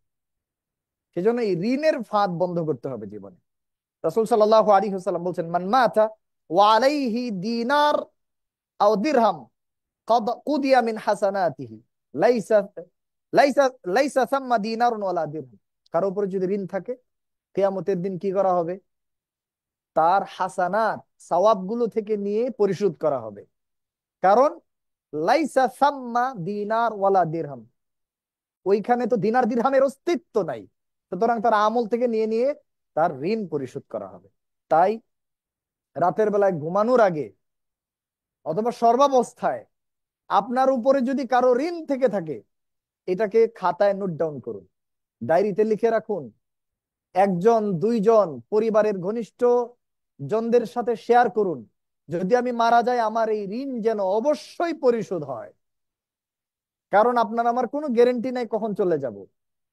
বাসায়, বাসার বাইরে একাধিক ব্যক্তির কাছে আপনার এই রিপোর্ট গুলো দিয়ে রাখুন, যে আমার এই ঋণ আছে, আমার কাছে এই আমানত আছে, এই জিনিসগুলো আমার অবর্তমানে যে কোনো অবস্থায় পরিশোধ করবে। কিভাবে পরিশোধ করবে সেটার প্ল্যানও বলে দেন, যে আমার ওই জায়গায় সম্পদ আছে, আমার এই আছে, এটা করে এই ঋণ পরিশোধ করতে হবে।